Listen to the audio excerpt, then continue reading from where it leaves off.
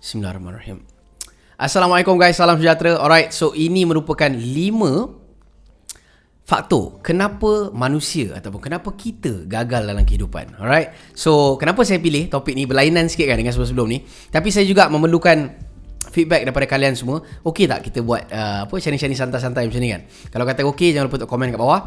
But whatever is, kenapa saya pilih topik ni untuk dijadikan perkongsian? Sebab macam kita tahu, hari ni bertarikh 31 hari bulan 12 2022. So kita pun dah nak labuhkan tirai tahun ni. Jadi saya harap dengan perkongsian ni, dengan perkongsian ni dapat memberi manfaat sedikit kepada kalian semua. Mana tahu kan, kalau boleh korang boleh relate ke apa kan. Saya juga cakap pada diri saya sendiri untuk kita bekalkan pada tahun-tahun akan datang, insyaAllah. Terutama sekali tahun depan ni, sekejap lagi ni masuk tahun depan kan. So saya tengah record ni pada tanggal 31 bulan 12 2022. Saya tak tahu bila saya akan upload, but whatever is, inilah dia cerita dia. So sebelum tu saya dapat 5 poin ni daripada mana? Daripada buku Think and Grow Rich by Napoleon Hill. So korang boleh cari buku ni, sangat-sangat powerful. Jadi buku ni dia ditulis oleh Napoleon Hill. Jadi Allahu Akbar, nanti jatuh saya punya mic. Sorry. Okay, spontan tu bloopers. Alright, so apa yang kita boleh nampak pada sini adalah sekejap saya akan ni dulu. So inilah rupa Napoleon Hill ataupun penulis buku ni. Excuse me. Jadi kenapa saya cakap saya nak kongsikan daripada penulisan beliau? Sebab buku ni yang interesting dia, kepada siapa yang tak dapat lagi buku ni kan, boleh dapatkan buku ni. Sebab dia mengkaji tau. Dia kaji kenapa orang-orang berjaya ni boleh berjaya. Apa benda dia orang buat, apa benda dia orang tak buat. So itu yang menarik pasal buku ni. Jadi daripada siapa di luar sana yang nak dapatkan buku ni, saya sangat-sangat recommend kepada kalian semua untuk dapatkan buku ni. So apakah 5 poin tersebut? Jom kita buka. Saya akan tukar kepada angle satu lagi. Alright, you guys ready? Sebenarnya ni setup baru juga. Setup tahun baru kita panggil. Alright guys, so jom kita tengok. Untuk 30 dapat ni. 30 major causes of failures, right? Of failure, and how many of these are holding you back. So yang saya nak share hari ni 5 perkara. Nombor 1 adalah lack of a well-defined purpose in life. So bagi pandangan saya, untuk poin nombor 1 ni, dia adalah betul tau. Sebab apa? Kalau kata kita pun sebagai manusia, kalau kita bawa kereta, kita tak tahu ke mana hala tuju kita, bukanlah satu perkara yang mudah untuk kita nak bawa kereta. Kita bawa je tak tahu kita ke mana. Kita kena tahu hala tuju kita ke mana, right? So kalau kita tak ada purpose dalam hidup, macam mana kita nak bawa kenderaan atau nak bawa diri kita ni? Kalau kita pun tak tahu ke mana kita nak projek ni, macam mana aku nak jadi sekian-sekian, apa benda aku nak buat. Kalau benda tu pun tak jelas, susah untuk kita nak mulakan. Kalau kita mula pun kita akan berpusing tempat yang sama, sebab kita tak ada satu arah, tak ada satu kompas yang nak kita follow ke mana. Alright, so itu nombor 1. So nombor 2, jom kita check balik kat sini apa kita ada. Nombor 2, insufficient education. So kau boleh tahu sini balik. Insufficient education. Jadi insufficient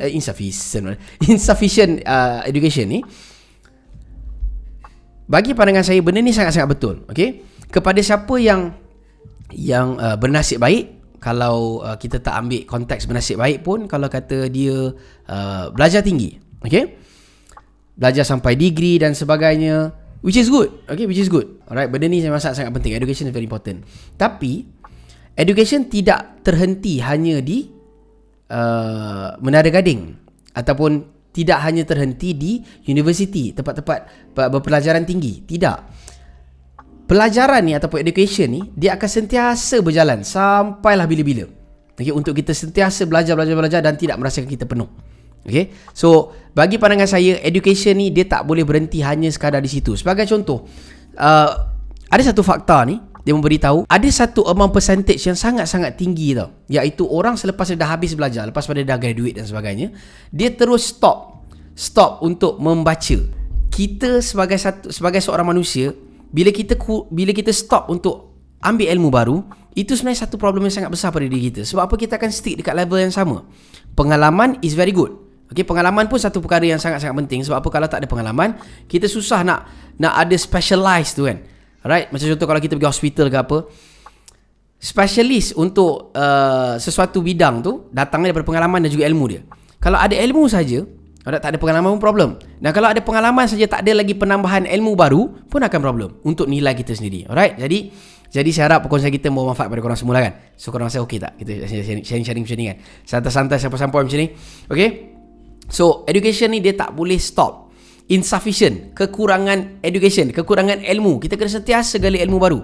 Tak kira di tahap mana ke, jangan sekali kita segan dengan ilmu ataupun kita malu dengan ilmu. Okay? Alright. Okay guys, so next one.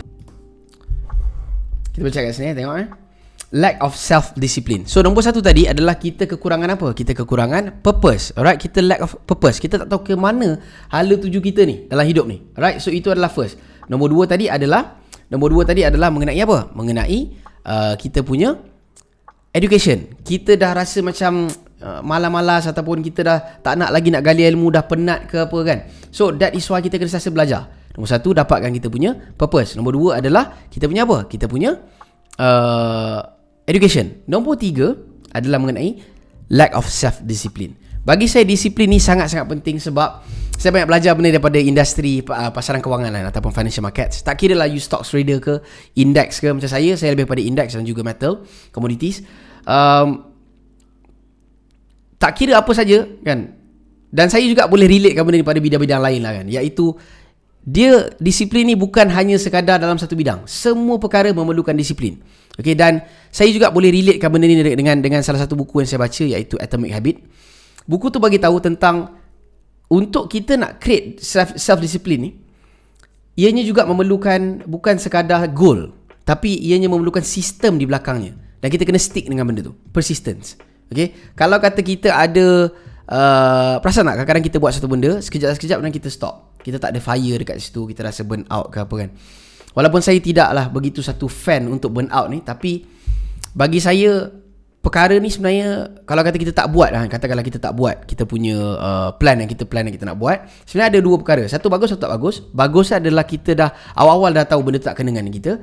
Dan yang dari sudut tak bagus tu adalah must be somewhere yang tak betul sekiranya kita masih minat benda tu. Dan kita kena check dekat kita punya sistem. Okay, sistem macam mana kita buat ni. So kita stick to sistem yang akan banyak membantu kita insyaAllah. Okay, jadi untuk kita kekalkan disiplin tu, first kali clarify. Pada pandangan saya, clarify dan dapatkan satu sistem yang okey dengan diri kita and stick to it. Alright, stick tu memerlukan disiplin. Okay, so saya harap korang semua jelas. Okay, alright, jadi jom kita sambung dengan seterusnya, iaitu apa lagi? Okay, procrastination. Okay, ataupun suka menangguh. Nampak? Procrastination. So menangguh ni pun satu perkara yang boleh membuatkan kita gagal dalam hidup. Sebab apa? Sebagai contoh, saya ada satu pengalaman. Saya pernah di-invite untuk menjadi speaker dalam satu rancangan. Okay, rancangan tu terkenal iaitu TED Talk yang dekat KL ni saya pernah. Dan disebabkan saya procrastinate dan saya juga ada banyak urusan lain apa benda semua kan. Sebenarnya sibuk, terlalu sibuk. Tapi but then still I learn something. So waktu tu saya masih muda. Sekarang muda juga. Sekarang muda juga. Cuma beza dia muda sangat waktu tu. Early 20s.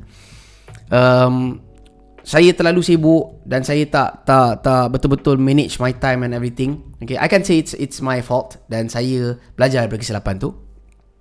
Jadi disebabkan procrastinate tu membuatkan saya punya tempat menjadi speaker dekat situ ditukarkan pada orang lain. Bila saya email balik cakap, alamak, saya overlook, saya terlepas pandang.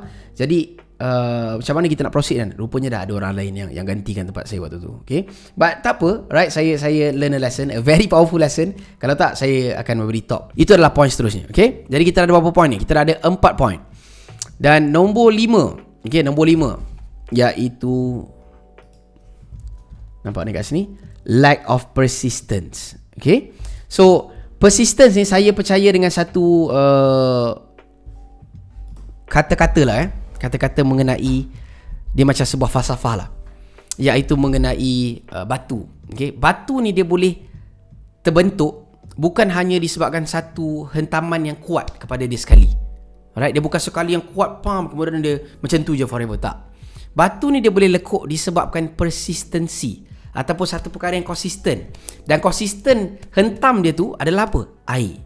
Okay, so kita boleh ambil daripada proverb tu untuk kita applykan dalam kehidupan. Kan ada apa saja, saya juga nak tambah satu perkara, iaitu daripada satu proverb yang saya jumpa juga. Okay, satu filosofi, sorry. Okay, yang saya jumpa, iaitu dia bagi tahu tentang kalau kita ni rasa hilang dalam hidup ni, jawapan dia adalah education. Okay, so maksudnya kita mencari ilmu dan sebagainya. Okay, dan kalau kata kita dah educated, kita dah ada ilmu tu, tapi kita masih susah nak pergi, jawapan dia adalah execution. Kita kena adakan action, ataupun bukan sekadar teori, kita juga kena ada practical daripada situ. Okay, kita kena practicalkan teori yang kita dah belajar. Okay, so itu nombor 2. Dan nombor 3, sekiranya kita dah praktikkan pun masih nampak macam sendu ataupun kita masih tak puas hati, jawapan dia adalah persistent, ataupun kita konsisten dengan buat benda tersebut. Barulah magic tu akan happen. Saya juga nak ambil satu lagi. Seronok juga share macam ni. Saya tak tahu lah. Kalau korang rasa saya short sendiri, boleh komen. Kalau korang rasa benda ni best ataupun beneficial, boleh komen juga. Okay, your support is my oxygen. I appreciate your feedback. Okay, banyak sangat okay hari ni. Kenapa banyak sangat okay ni? Okay, okay lagi. Alright, saya tukar. Alright guys, saya nak tambah satu lagi daripada buku Atomic Habits juga. Okay lagi. Okay, alright, tak apalah, saya tak layan benda tu. Buku ni bagi tahu yang kalau kita fokus hanya nak jadi power dalam satu hari, return dia sebenarnya tak begitu mengujakan. Tapi kalau kita fokus untuk betulkan diri kita 1% satu hari, tanpa kita sedar, the power of compounding, kita membesarkan satu benda daripada kecil, dalam masa setahun kita secara sedar tak sedar, kita dah 365% lebih baik daripada hari pertama kita start. So jangan pernah rendah dengan walaupun usaha tu kecil. Yang penting persistency. Air setitik yang langgar batu, susah untuk dia nak lekuk kan, ataupun nak ada shape tu. Tapi macam filosofi tadi, dengan usaha yang sama setiap hari, konsisten akan membuahkan hasil, insyaAllah. Okay, so guys, saya harap perkongsian kita ni bermanfaat pada korang semua. Kalau bermanfaat, jangan lupa untuk thumbs up, like, share bagi kepada korang yang lain. Saya mengucapkan selamat tahun baru kepada semua yang bakal memasuki tahun baru, termasuk dari saya sendiri.